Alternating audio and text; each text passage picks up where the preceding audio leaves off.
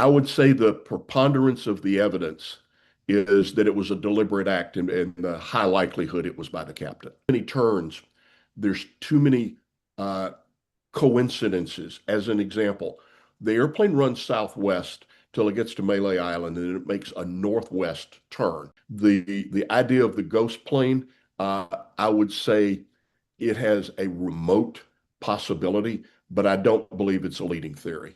When that turn is made, it goes right down the border between Malaysia and Vietnam. And it's called an FIR boundary, a flight information region. You can reprogram the flight management computer and have the autopilot and flight management computer make the turn.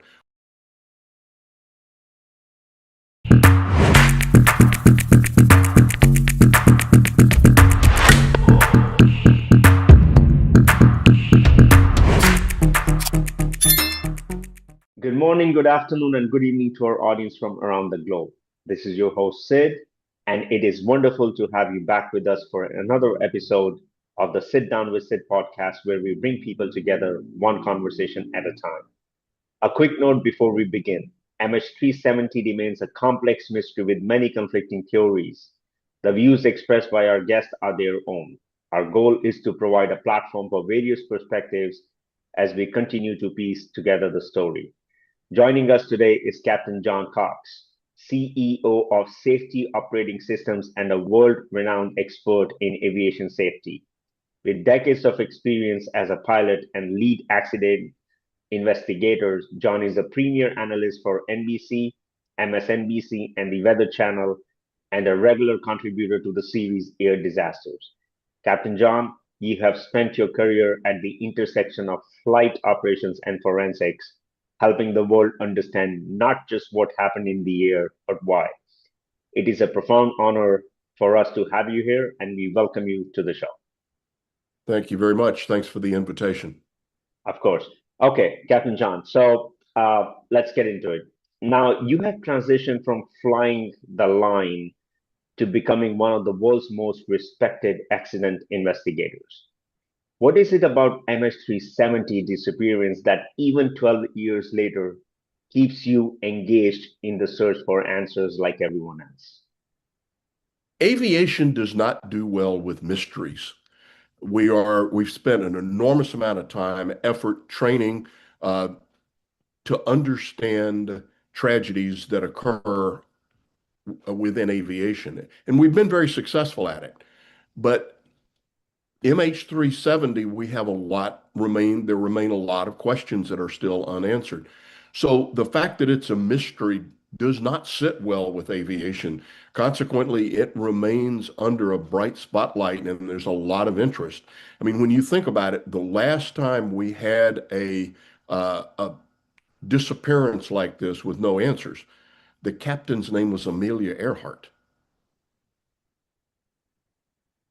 Yep, we've heard about that as well. So now, on the technical aspect, based on the ACARS data and the final goodnight transmission, what is your professional assessment of the cockpit environment is in those final minutes before the diversion happened?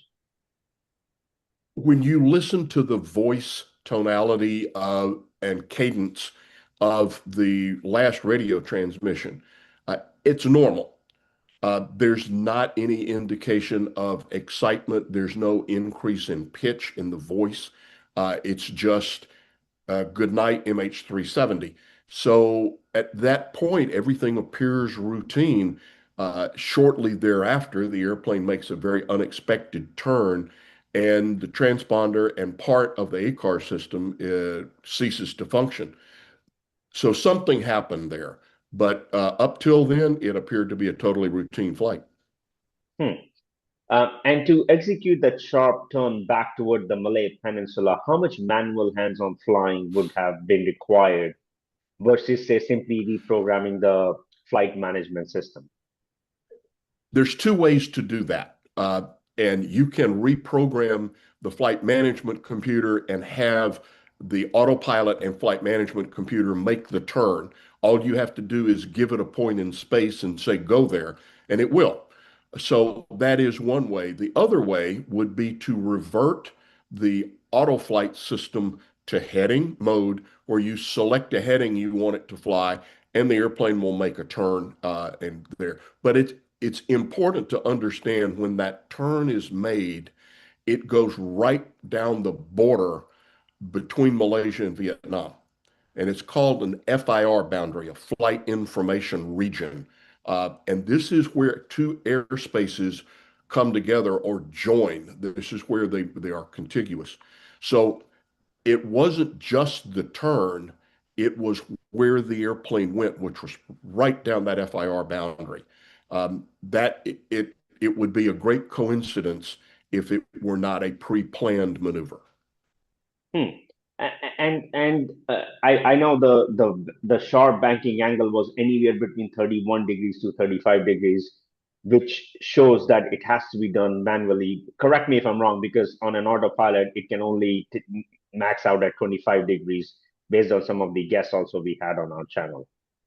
I think that's right. I've heard that before. Uh, I am not an expert on Boeing 777s, but I believe I have read that before, which here again, there's a couple of ways to do it. You could manually fly the airplane, turn the autopilot off and manually fly it. You can make at that point you could have any bank angle you choose. If whether at heading mode at that altitude it would be 30 degrees or not is beyond my technical knowledge. So, but you can get the airplane to turn at a 30-degree bank angle one way or the other if you chose to.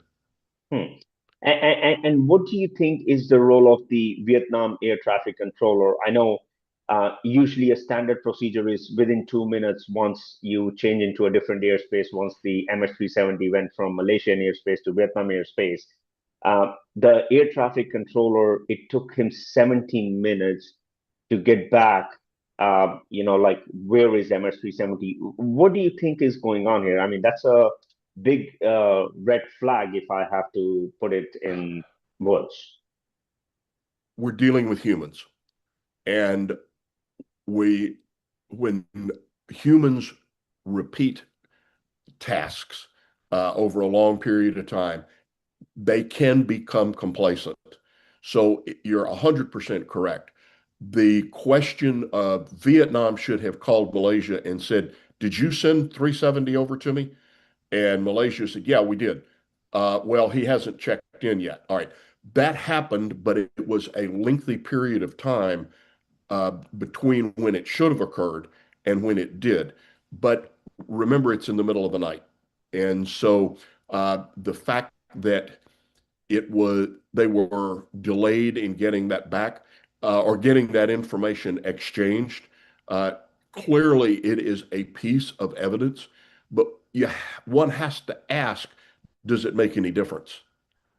In theory, the they would then begin to say, okay, where's the airplane, and begin to track it. But with the transponder no longer transmitting, it's going to be hard for the air traffic control radar to see it.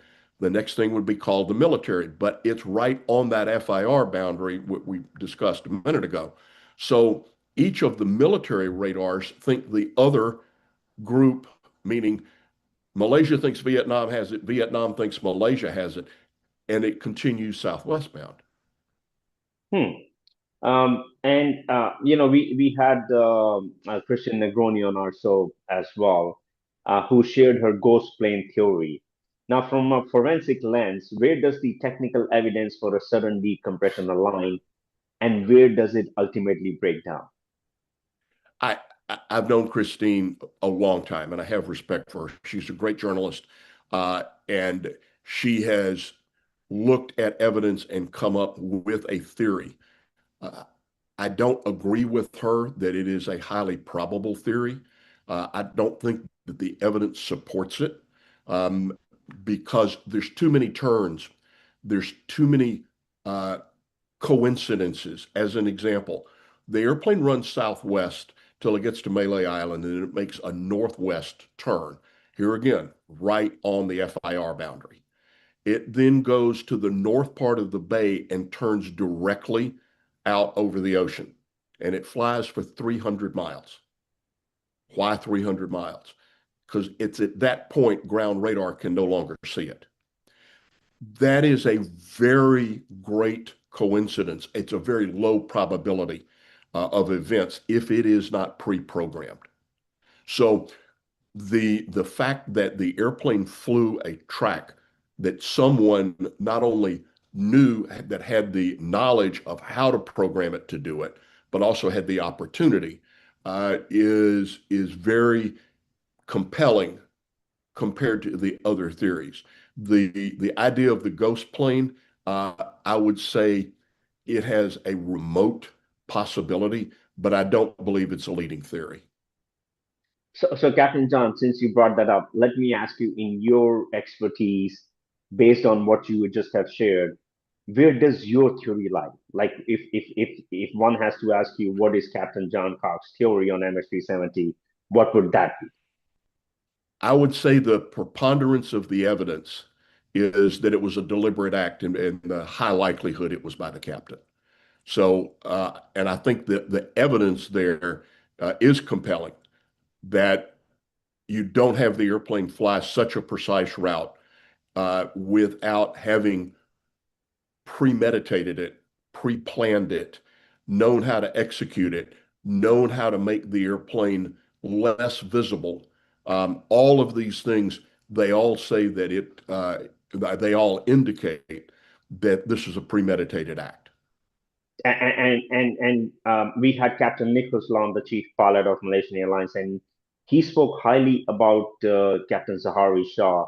He put him in the top 1% on the professional front. Based on the experience and around 20,000 hours of flight, uh, I mean, there is a lot of theory going on, over the last 12 years. Was it him? It was not him. The families of his family people have been thrown, as I can say, under the bus. Um, do you believe someone with that profession, that credentials, could commit such a heinous act? His record did not give any indication of such a heinous act. It doesn't say that it's impossible, but there's no leading indicators that would have warned Malaysia Airlines or anyone else that this was in his mind. I think what we can say is we have a high likelihood of knowing what happened. We have much less understanding of why. And I recognize the impact of my statements and of the vast majority of investigators that I know's opinion on the family, and I'm very respectful of that. But as an investigator, you go where the evidence leads you, and you go there objectively. I'm sorry for the family. Does that change the evidence? No. Uh, and as an investigator and going where the evidence leads you, recognize that no accident investigation has to a 100% engineering certainty. That's not the standard we work on. It is not even beyond a reasonable doubt or preponderance of the evidence. The standard that we use is probable cause. And so when you say, what is the probable cause of Malaysia 370, then the evidence comes up is a deliberate act. And then it says, okay, of the pilots who had opportunity between the two of them, the first officer is new on the aircraft. Secondly, it is very doubtful that he had the in-depth knowledge to know how to disable the ACAR system. The transponder, yes, but not the ACAR system. The captain, on the other hand, was a very, very experienced captain. And so it is much more likely that he had that level of knowledge. So bit by bit, by process of elimination, it comes down to one person. Interesting. Okay, now I want to talk about the psychological profile. I have a question is, like, in your career in aviation forensics, have you ever encountered a case where a deliberate act was sustained for 6 or 7 hours before the final event happened? No, no. MH370 is unique in that way. So if there's a couple of airplanes that have disappeared under mysterious circumstances that we don't know what happened to them. There's a 727 in Angola. There is a 727 that was being ferried to Nicaragua that's out over the Atlantic Ocean. So we don't know with those. Uh, but there is not another example like MH370 where this thing unfolded over such an extended period of time. Yeah, because it's interesting because the plane continued to flew for 7 hours, if I'm not mistaken, after it disappeared from the radar, you know? It it basically went to fuel exhaustion. It flew as long as there was fuel in the airplane, and at that point, the first one engine, then a second engine, flamed out, and at that point, it's a glider, so it's going to come down. So the fact, all that says is from the time the turn was initiated until the airplane was out of fuel was about 7 hours. When you back that up by how much fuel was on the airplane, and then you compute the fuel burn, those numbers come out to be the same. Okay. Now, there is also a fierce debate online and on this topic whether the Flaperon was deployed or retracted. Now, based on the damage patterns, does the evidence point towards a high-speed spiral drive or an attempted control ditching in your expertise? That's one of the most difficult questions. There is evidence on both sides of that argument, both positive evidence and negative evidence.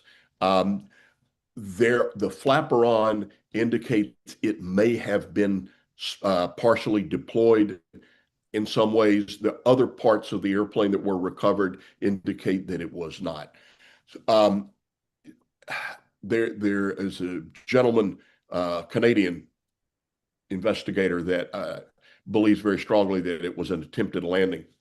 And we had a lengthy debate in Australia.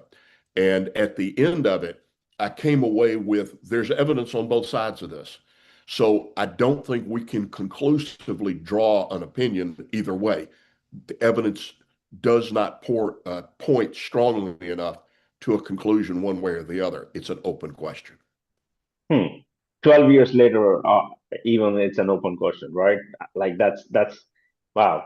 Okay. Now, in those first critical weeks, why do you believe no surface debris was spotted by satellite or aerial assets, despite what was described as the most massive aviation search in history? Great question.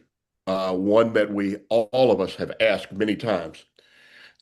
I think initially we weren't looking in the right place. The initial search was in the South China Sea. That's where they believed the airplane was, and it was several days, as there should have been much more light debris floating on the surface. Where that debris went is a great question, and it is an unanswered question. I will say this, that of the recovered pieces, there was a gentleman who has a PhD in Western Australia ocean currents, and he looked at the debris, backtracked it uh, up to the point at which the aircraft likely hit the water, either controlled or not. And he said it made sense where that occurred. So initially, we did look in the right place. And for reasons that we don't have enough information right now, we did not find much in the way of floating debris. Hmm. I mean, the Ocean Infinity search, I mean, they've carried on the search since 2014, covered over 200,000 square kilometers, and they recently concluded the 2026 search on March 8th, and still nothing has been found. So do you think that they are looking at the wrong uh, point of ocean even 12 years later? The the best information that I could get, I spoke with some people who had done the mathematics via MRSAT, and MRSAT did a brilliant job, by the way, of taking the ACARS information and deriving position out of it. the math is above my head, but I knew who to call to have it verified and not just one person. Several different entities. NASA looked at it, Boeing looked at it, NTSB looked at it, MIT looked at it. And unanimously, they came back. And every time I asked the question, is the math good? Unanimously, it was said yes. So that is a high probability that the Arc 7, which is where the last point at which the ACARS transmitted, and that a generalized position could be determined, is the highest likelihood of where it is. Further that with as I mentioned previously, the oceanographic data that the experts have put together and they overlap. Well, that'd be a pretty good coincidence. So I think that they're looking probably in the right area, but recognize it's 3 miles underwater. Secondly, the geography of the ocean floor in that area is not smooth. It has ridges and mountains. I've heard it described as it looks like Switzerland. I don't know that for fact, but that's the way it's been described to me. So when you're looking for debris that has come down over a 3 mile area and there's not a lot of large, heavy pieces that are going to fall pretty much straight, most of them are going to get scattered out as they work their way to the bottom, some 18,000 feet down. So it's going to be a very wide debris field, even wider than what we saw with Air France 447. And that was quite a large debris field. So I hope we're looking in the right place. All the evidence that I've read says that the highest likelihood is we're looking in the right place. I know that there are people that have said that they saw the airplane fly by or heard it or something in a different area. And the investigators, particularly the Australian investigators, interviewed them very carefully and did not find that that was evidence that was of sufficient strength to warrant moving the investigation or the search area. Also, the oceanographic people, the same thing. They all came to the same conclusion. So I do think the evidence says that we're looking in the right area. I just think the challenges of it are extremely high. Hmm. And do you think, Captain John, that the plane disintegrated before impacting the ocean, or it disintegrated into fragments or pieces after hitting the ocean? Because we have had this on our show, and few guests have parted on both sides. From your experience, I'm curious to know, what do you think?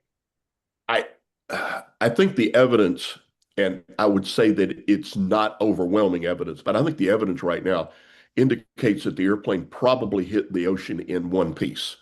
There's Hmm. nothing to indicate that it came apart in flight and scattered out over a very large area. If you make the assumption that the airplane is flying on autoflight until fuel exhaustion, all right, a number of things happen when the first engine quits. Um, that the airplane can handle that. But when the second engine quit, it reverts to an emergency situation where it starts the auxiliary power unit and natural aerodynamics take over because there is limited control input now. So the Boeing simulations say that the airplane will start a spiral and it will come down in that way. Uh, but it stays together. Boeing 777s are incredibly tough airplanes.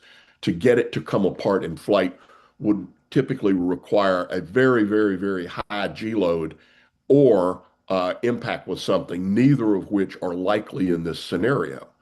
So if the Boeing simulation is right and it comes down in a spiral, it still hits in one piece. If it was a controlled landing attempt, then it's in one piece. So you put those together, the evidence indicates that it probably hit the water in one piece. Interesting. And I want to bring, I know been a lot of talk about the Captain Zaharie Shah's home simulator and the two waypoints he had on his home simulator. And also, he did a similar route a week prior to this flight.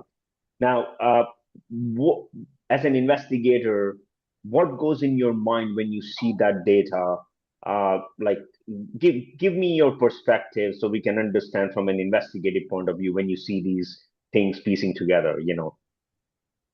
It's a piece of evidence, and that's really all it is. When you look and say the airplane flew precisely down the FIR boundaries, not only on the southwest turn, but at Malay Island, where it makes a northwest turn, then it turns westerly to exactly where the ground radar can no longer see it, and then turns into one of the remotest parts of the ocean that there is. All right, that is that is highly likely a commanded maneuver. Now, when you say that by coincidence, the captain simulator had a similar flight profile, is that compelling evidence? Maybe not in and of itself, but it is a further piece of evidence that says that there was, in fact, careful planning, premeditation of an act that resulted in the flight path of 370. Hmm. I know before we got on air, you had mentioned that there are so many things that has not been even revealed yet to the public, general knowledge. What is it that you think is still under the wraps, if I have to say in words, that still needs to come out to piece this story together because it is still a mystery? It is still a mystery, and aviation does not do well with mysteries. I think that it has been a clear evidence of international cooperation between the Chinese, the Malaysians, the Australians, even the US NTSB, Boeing, MRSAT. I mean, there have been an international effort to try to understand it. And of course, don't don't negate the conspiracy theorists who add nothing but confusion to this process.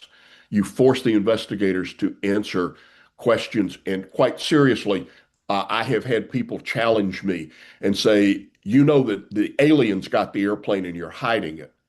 What? So the conspiracy theorists add a very negative piece to this investigation. With that said, with the international cooperation between the countries, if there is evidence that has not been released, we're 12 years into this, I would encourage a complete, transparent release of any information that has not been made public, uh, and help to reduce the conspiracy theorists, but also help people um, put this matter behind them and to come to closure, which has been one of the greatest challenges with Malaysia 370. Hmm. And I have a couple of more things before we wrap this up, Captain John. So I want to talk about the role of the authorities. You had Malaysian authorities, Australian authorities, NTSB involved at some point of time. Do you still see some kind of incompetence from either one of these authorities, or you stand firm to your decision or say your opinion that this is the best these authorities could do for MH370 and their people and the families? Absolutely, that this was a quality investigation that was executed by professionals. I mean, I've met and talked to a number of them. There was no intent to do anything except find the truth based on evidence. And so when you talk to them and you say, well, all right, did you guys look at this? And the answer was yes, and so forth. So I'm confident in the quality of the investigative process. I'm confident of the quality of the individuals involved. I was surprisingly happy with the international cooperation that went on. There wasn't a tug of war that went on between the various countries. Uh, they were they were all focused on trying to find the answer, and they followed the International Civil Aviation Organization Annex 13, which is the world standard for how aircraft accidents are investigated. So as far as the quality of the investigation, I'm confident of it. I'm confident of the people. Um, as to closure for the families, it's tough. And I recognize that we haven't found the wreckage. There are still more questions than answers. And that is very, very, very hard for family members to come to closure. Sadly, it is where we are. This is as much evidence as we have. Uh, so it makes it difficult, but it doesn't change or alter the facts. Hmm. And what if there was another, say, Ocean Infinity search on the same presumption of no point, no fee model basis? According to you, is there any specific point of interest you would prioritize based on the recent drift models and satellite data that you have come across? As Ocean Infinity did before, they sat down, they pulled a group of experts in and took the input from those experts to try to isolate down the highest probability of the wreckage debris field. And that's where they went and looked. I think that methodology is sound. It is utilizing the highest quality of evidence that is available, which is not great. Make no mistake that there is a lot of room for error. There's a lot of room for assumption that exists. So there are going to be best guesses. There are going to be um, assumptions that have to be made that may not be founded in absolutely concrete evidence. There is no other choice because the evidence is not there. So I think they've done well so far. I wish, I wish we could find it. I don't like the mystery that MH370 is. It's not good for aviation. It's not good for the families. It's not good about anything. I think we know what happened. I believe we don't know where the wreckage is, and remains an open question. Hmm. And do you think the answer to this mystery currently is hidden in the data that we already possess or you know about? Maybe perhaps waiting for a new way to look at it? Or do you think it's the physical discovery of the wreckage that is the only way to truly close this case and bring a closure to all of this entire 12-year long wait? Certainly, finding the wreckage will assist with closure for the families. Whether it will determine to conclusively the why, I'm not sure we can answer that. I'm not sure what data is going to be available from the wreckage. It is likely if they find it, it's likely going to be a lot of very small pieces and that have been subjected to underwater conditions, corrosion, and extreme pressure for 12 years. So I'm not sure how much data is going to be available beyond what we have now. And that is not conclusive by any stretch of the imagination. So I think even if we found the wreckage, I think there will be people with open questions that remain. Um, I think as investigators, all we can do and our charge is to determine probable cause. And that's um, that's what we as investigators do. Hmm. And Captain John, finally, if there is something that you think we have missed or something you would like to add to whatever you have additionally said for the MH370 community who has given us so much support and continues to, as I said, you came highly recommended as a guest, and we are honored to have you on the show. So please take it away from here as your final message, closing statement. For everyone that was touched by the Malaysia 370 tragedy, uh, it has affected us all. Everyone in aviation. I've been in aviation 56 years, and this one affected all of us to a very great degree. And part of it is because we don't have all the answers.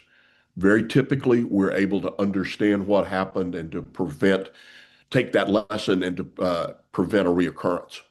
This one remains an open mystery. And that's very hard for us. And it's very, very hard for the families because it is hard to get to closure. And I recognize that it is hard for us as an industry to get to closure. So every day that goes by is a difficult day. Sadly, we can't undo the tragedy.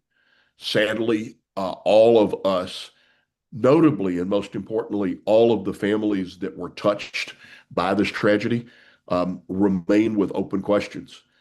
All of us in the industry remain with open questions, and that's very hard. I've been asked, should we keep searching? And my answer is, we're not going to find it if we don't keep searching. So I hope, in fact, that we do. Uh, it is a challenge, probably unlike any in aviation's history before. Attempting to locate wreckage with such limited data over such difficult terrain, 3 miles underwater, is pretty much unlike anything else that has come to us today. But eventually, I think someone will find something and it will unlock the mystery. I'll be glad when that happens, and I hope it's sooner rather than later. Wow. Well, on that, I would like to ask our audience to please share this episode if this conversation moved you, because by listening, you ensure this story and the 239 souls it represents are never truly lost to the deep. Well, Captain John, thank you so much for your commitment to the aviation safety and for your time and for sharing your expert investigative perspective with us all today. And once again, I'm really grateful for you to accept our invite and being on the show. Thank you for the invitation. I hope it's helped. This is a tough question. It's a tough situation. I recognize that there's still a lot of people who are pushing very hard for answers. Um, those of us in aviation safety, we want those answers too. Wow, perfect. Captain John, once again, thank you so much for your time and have a wonderful day. Thank you. Thanks. Bye bye.